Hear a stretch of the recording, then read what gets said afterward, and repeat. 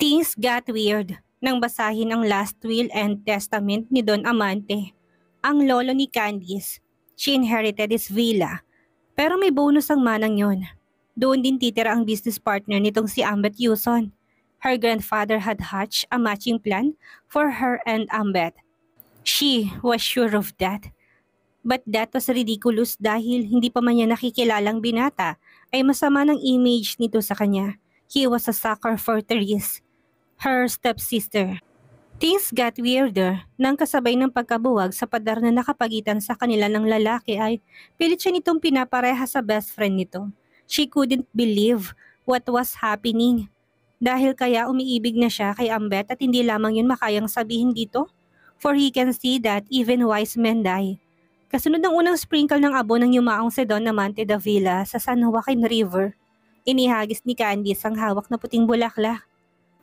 Au revoir, Lolo. Till we meet again. Sinimulang kantahin ng mga naiwan ang paborito nitong awit na Somewhere. Mahigit sa 20 taong nakapwesto malapit sa cliff. Mula doon itanaw ang ilog. Sa hanging bridge, naroon ang pari at mga kapamilya ng namatay. Naglaro sa isip ni Candice ang masasayang alaala ng kanyang abuelo.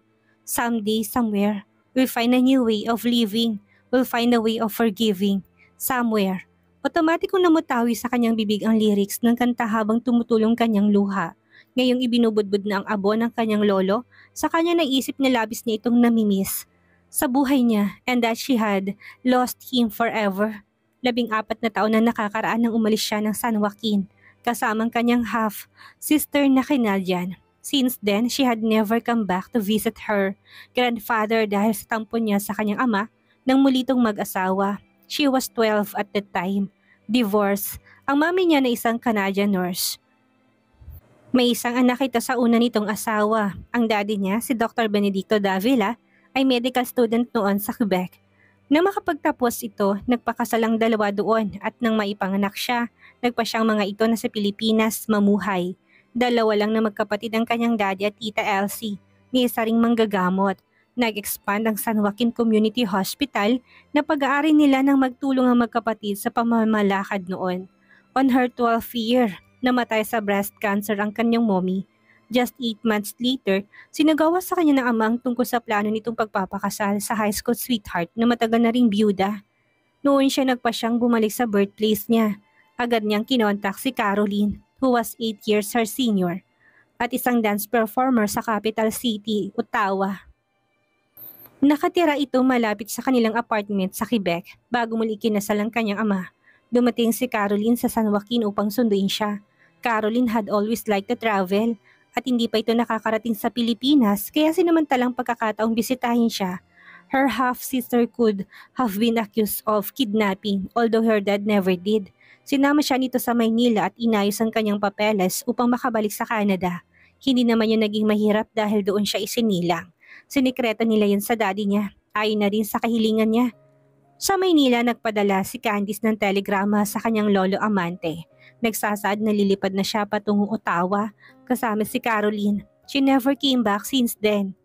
Mula nang magkaayos silang mag-ama sa telepono noong 16 na taong gulang siya, naging regular ang pagdalaw nito sa kanya sa Canada, provided hindi nito isasamang stepmother niya o kahit alinman sa mga kapatid niya sa ama.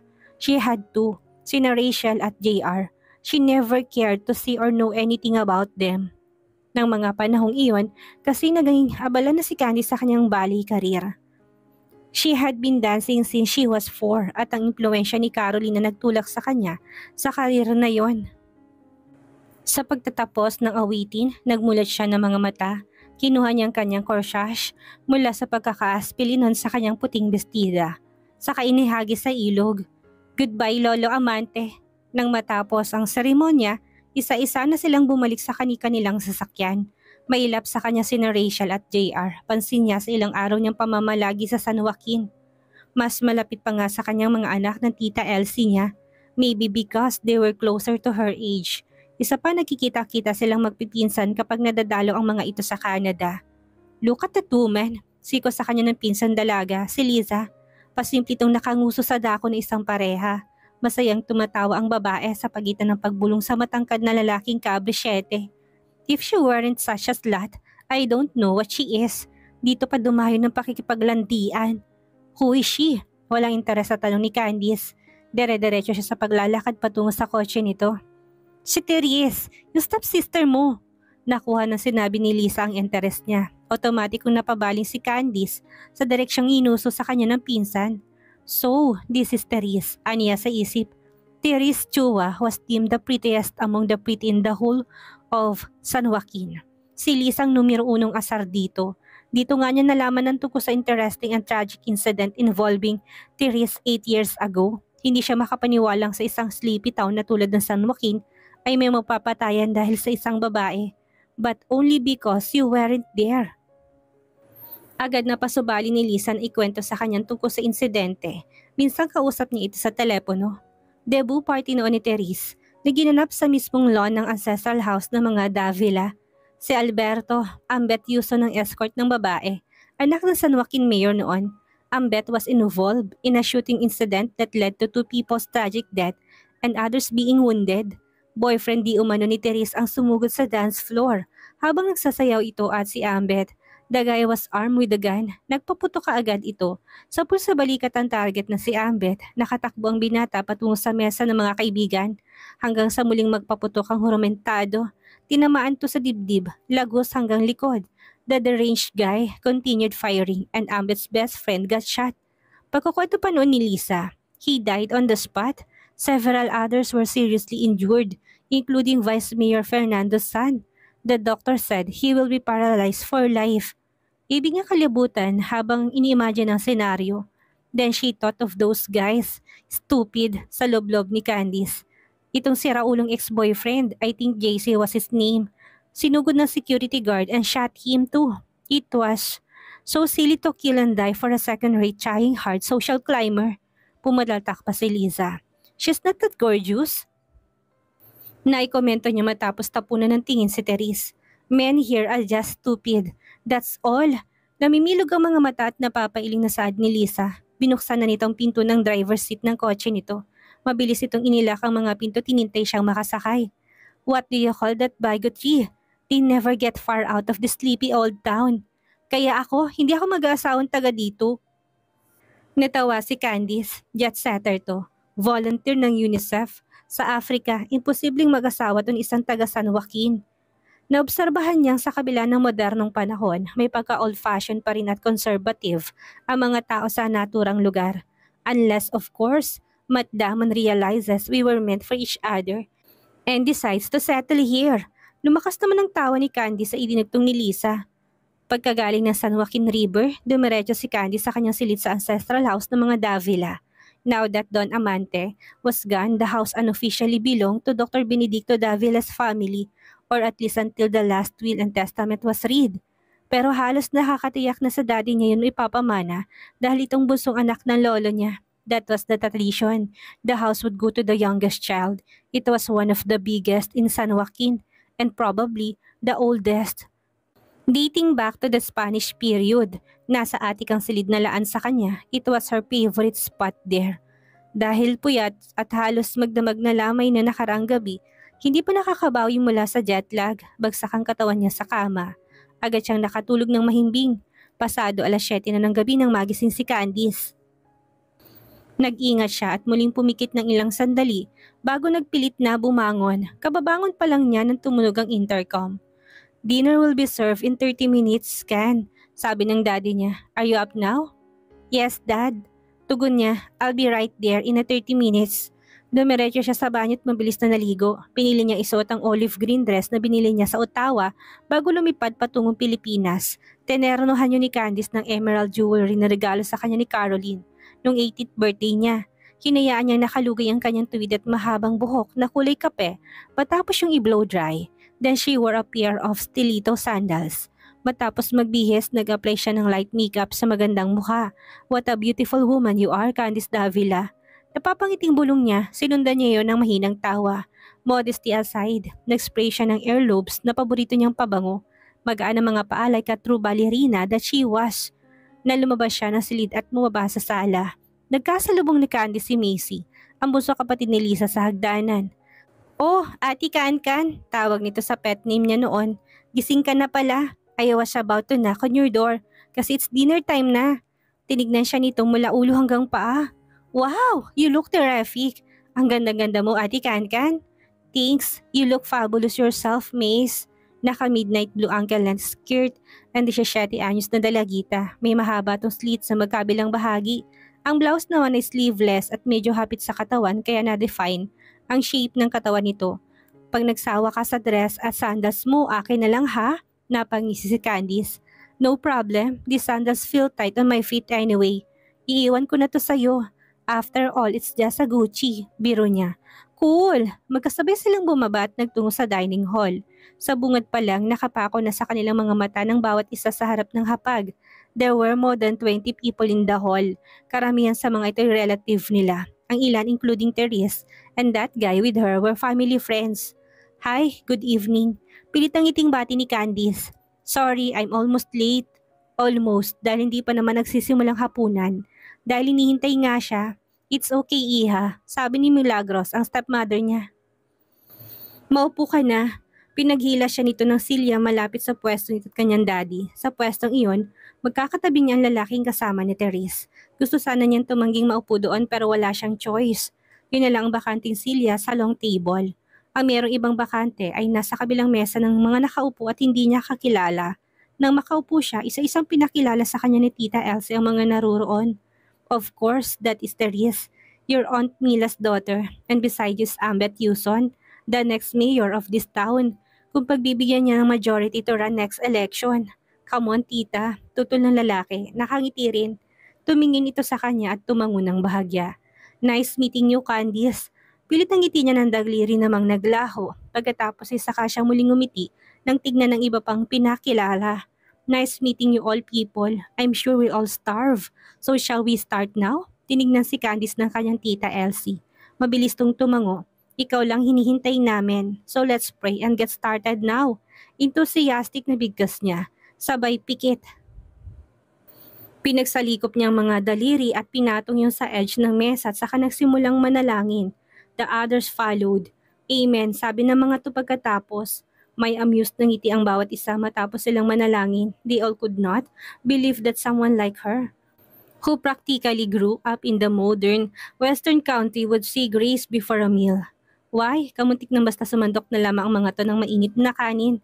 Sina Lisa at Macy ang nagdomina ng usapan. True sisters that were. Patango-tango lang si Candice, pangiti-ngiti bilang pagsang-ayon sa mga pinsan, na magsalitang isa nilang kamag-anak sakalang nasentro sa kanyang usapan. How long are you planning to stay here, Candice? Oh, that depends on the contents of Papa's will. Mabilis sa sagot ni Dr. Elsie Davila Gomez in behalf of her. I've talked to her, Kuya Sok. She will be staying for at least a month whatever the outcome will be. Aba, namiss ko yatang tisay kong pamangkin. Napangiti ang tinawag na Sok. I have a feeling that the great Amante Davila had in his mind a strategy as to how to keep this lovely woman here in this very own place. He mentioned it to me once. He wanted you to stay in San Joaquin, Candice. Ngumiti siya ng buong galang. Uncle Sok, I'm a ballet dancer. Paalala niya, that is my profession and I love it so much. I don't think I can leave it just like that. And besides, Canada is where my heart is. Sinundan pa niya yun ng kindat. Come on, angel ng kuya ni Lisa, si Donnie. You're bad, Bugs Bunny. Talaga bang ayaw mo na sa amin kaya hindi mo na kayang bumalik dito sa San Joaquin? There's a blue-eyed boy who's waiting for her back in Ottawa. Natatawang singit ni Lisa. Even if I want to stay here for good, ano naman ang gagawin ko? Bali is my life. I can't imagine a world without my favorite tutu. Tumikim si Dr. Davila. Well, it's too early to tell. Maybe something could keep her from leaving. Bumungis-ngis si Macy. Like what? Falling in love, perhaps? You're damn right, Liza. Ani Candy sabay halakak. Nagkatinginan ng matatanda, kumunot ang mga noo. What's wrong? Sabi ni Dr. Gomez. It's one possibility. Among a million others, salo ni Benedicto. Natawa pa rin si Candice. Damn right, damn right. Pinagpatuloy na niya ang pagkain, hudyat na tapos na ang Candice topic. Pagkatapos ng hapunan, muli nilang pinagdasal si Don Amante, bago magsilang nagkwentuhan habang nagpapaantok. For Candice, it was impossible to court Steve dahil kagising lang niya. Mag-alas 12 na ng hating gabi nasa azotea pa rin siya. Nagpapahangin. Pumasok na sa kanilang silid na inuko pa sina Lisa at Macy kaya wala siyang makausap. Ang mga kapatid naman niya sa ama hindi pa at ease sa kanya. Hindi naman siya gumagawa ng effort para mag-establish ng rapport sa pagitan nila. Sabihin ng selfish at immature pero wala siyang amor sa mga kapatid. At least not yet. She would need more time. Natatak na kasi sa isip ni Candice noon na ayaw niya sa mga ito. So she had gotten used to it. But one of these days, she would try to be friendly to them. After all, kapatid naman niyang mga to. If Caroline treated her the same way she treated Rachel and JR, what would she have been? A penny for your thoughts? Otomatikong napalingon si Candy sa pinagmulan na magandang tinig na yon para sa isang disc jockey. Sa pintuan siya nalagusang patungo sa azotea, there stood a tall, bulky figure of a curly-haired man.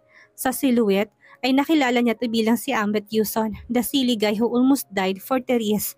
And Therese, come to think of it, I'll make it a job smile at her twice, maybe even thrice tomorrow. Bigla niyang naisaloob. Can I join you here? Magalang na tanong ng binata, hindi naman to naghintay na sumagot siya. Bagkus ay matikas na lumapit sa inupuan niyang rocking chair. Naupo ito sa isang brass chair. I hope you still remember my name. Mr. Yuson, yeah I do. Ngumiti at kuminang ang mga ngiping na tamaan ng sinag ng buwan. He has a perfect set of teeth. Ewan niya, but she had an instant dislike to this man.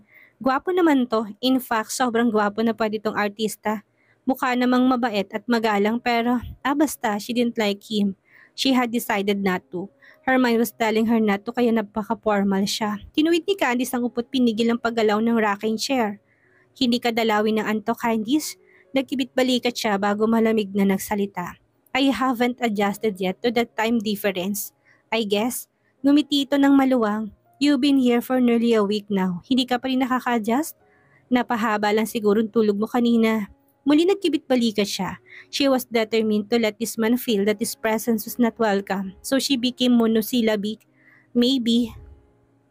Tumaas ang isang sulok ng labi nito, but the smile faded even before it appeared. Nakakahalata na siguro. Naisalob niya, tinukod nito mga sikos sa ibabaw ng mga tuhod kapag kuwan. Saka pinaglapat ang mga daliri ng isang kamay sa kabila. Nakatitig to ng mataman sa kanya, waring isa siyang alien specimen na masusing pinag-aaralan. Gusto niyang magbawi ng tingin. His stare was so intense. It made her bones feel like crashing. What? Nako-conscious na ingos niya, ngumiti at tumiwid ng upo. Pero hindi pa rin napupuknat ang pagkakatitig sa kanya. They were right. Napakaganda mo nga pala. Sanay naman si Candy sa mga ganong papuri. Ngunit sa pagkakataong iwan, kakaibang dating sa kanya ng naturang mga salita. Her cheeks flashed. Mabuti na lamang at nasa dilim sila. I have often but not this beautiful. Patuloy nito. Nang bola pa, napailing si Candice. He was trying too hard. Naisip niya, naging obvious tuloy na pinapaikot lamang nitong ulo niya. But strange, normally sinasakyan niya mga pambobola na isang lalaki. She was used to them, but this time it was different. Suddenly, she wanted to believe him and everything he was saying. Bigla namang pumasok sa isip niya si Therese. Automatic ang pag-akyat ng dugo sa ulo niya. May guts siyang bulahin ako when his girlfriend is just some steps away. Ibig tuloy niyang ma-depress. Ang pag-ibig ni Ambat kay Therese na subconsciously ay hinangaan niya waring hindi yata kasing wagas nang inakala niya. If not, bakit ganito na lang kumbulahin siya at mag-flirt sa kanyang lalaking ito? Gayong ang akala niya kahanga-hangang pagiging wagas ng pag-ibig nito para sa stepsister niya. How they had kept the relationship for nearly a decade. Candice had no idea. Siguro magaling lang silang magdala na isalob niya. Narinig ni Candice ang mahinang tawa ni Ambet. Oh sorry Candice, I guess I'm ruining your night. Anitong tumayo na. Oh no you're not. Natigilan siya, just like Ambet, nang ma-realize ang ginawa. Bakit parang over-eager siya na magstay to? Not that she was bored and had no one else to talk to. Napabuntong hininga siya. Oh yes you are, nakangiwing sabi niya. Tumayo na rin siya. I guess I better go to bed now. It's late. Night Mr. Yuson. Hinabol siya nito ng tingin bago alinlangan sumagot. Good night Candice. And oh, napalingon siya rito at nagtatanong ang mga mata. Please call me Amber. Hindi ako sanay namin ni Mr. Yuson dito sa San Joaquin. If you say so. Ano yan nagkibit-balikat at pinagpatuloy ng paglalakad. Hanggang sa makapasok sa kanyang silid ay okupado pa rin ni Ambet ang isip ni Candice. There was something airy about that guy. Masyado siyang gentle kumilos at magsalita, parang hindi makabasag pinggan. Hindi siya bagay kay Therese, konklusyon niya. Magaslaw ang babae plus mahining lalaki equals odd couple. But what do I care? Yamot na sambit niya habang nagtatanggal ng makeup sa harap ng salamin. Weird pero nabubuo sa isipan niyang maamo mukha nito. His dark, hollow eyes gaze into her, almost looking as though, with a plea. May manipis tong goatee at bigote but they did little to add some fierce look on his face. It's the eyes. Tahimik na saad ni Candice, the eyes betrayed his body. Kung gaano kalaki ang katawan nito nagbibigay dito ng macho man image, ganun mang kalamlam ang mga mata nito. A woman only had to look at him in the eyes to get mesmerized, and she certainly wasn't an exception. Ang kaibahan nga lamang ay nilalabanan niyang damdaming iyon. Matapos makapagbihis, madilim ang mukhang nahiga si Candy sa kama. She kept reminding herself that she didn't like Ambet because she looked like a doormat. But she lost. There was something about him that made her want to dislike him. Yet there was also something in him that made her want to like him so much. I wonder what those things are. Inis na sabi niya sabay dapa at subsub ng mukha sa malaking unan. Maybe I'll never find out. And I don't intend to because in a matter of 3 weeks, I'll fly back to Ottawa and goodbye Philippines. Maybe I never really belong to you. May isang oras na siyang nakahiga sa kama ngunit may pa rin ang antok. Nasobrahan nga siguro siya ng tulog. Maya may bumangon si Candice, lumapit sa personal ref na nasa isang sulok na silid. Naghanap siya ng gatas doon pero wala. Wala ring beer. Soft drinks and can lang ang naroon. Hinagip niya ang kanyang robot mabilis na pinatong yun sa suot na manipis na nightgown. Like a ballerina on stage, nakatiptoe siya nang lumabas, her body dancing to a silent rhythm. Nakagawian na niyang mag-ballet dancing kapag nag-isa siyang naglalakad. Sometimes she danced in a small Ottawa flat back naked. She liked nakedness and she was well aware of her own sensuality. Nakatiptoe pa rin si Candice habang bumababa ng hagdanan. Napuna niyang paggalaw ng mga dahon sa labas and she danced her way to the veranda. Good night, Liv. Good night, Tris. Pawit na bigkas niya, kampanting walang makakarinig sa ginawa niyang pagbati. Nagsasayaw siya paikot habang palabas ng veranda nang mabangga siya sa matigas na dibdib na isang matangkad na figura. Kamuntik na siyang mapasigaw sa labis na kabiglaan. Pagtingala ni Candice, nakatungo sa kanya si Ambet. Hindi ka pa rin ba dinadalaw na antok, Candice? There was his soulful stare again, and the voice. Ilalampasan itong pamosong disc jockey na si Casey Kasem. Pinagalitan kaagad niya sarili sa kakaswal na lumayo sa katawan nito.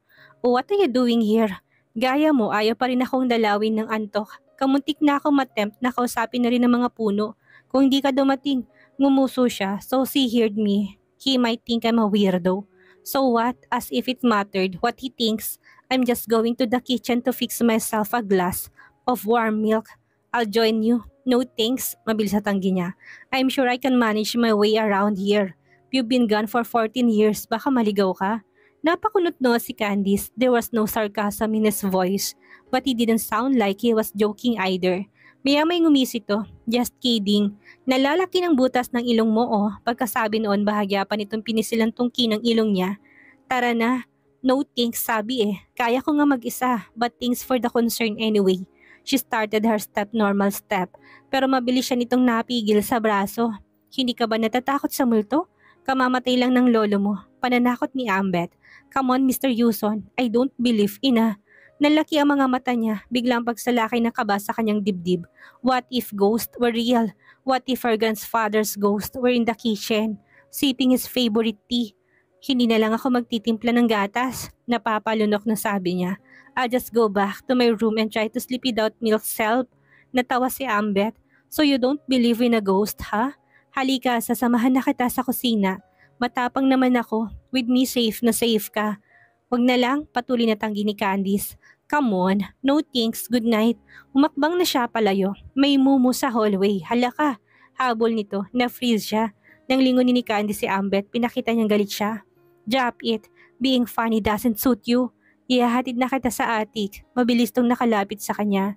Inakbayan pa siya at iniyapakyat sa hagdanan. Kamutik na siyang mapapikit sa kakaibang sensasyong dulot ng pagkakadikit na yun ng kanilang mga katawan. Pagbibigyan kita ngayon, Candice Davila, tahimik na sabi niya sa sarili. Hinayaan nga niya akbayan siya ni Ambet hanggang sa makarating sa pintuan ng kanilang silid. Pagtapat doon, mabilis niyang pinihit ang seradura at walang lingon likod na pumasok. Sabay dive sa kama. Hindi na siya kumilos sa pagkakadapa doon. Inalihan siya ng nerbiyos. Silly you live in North America, you believe in sa superstitions. Sumalungat na naman ang isang bahagi ng utak niya.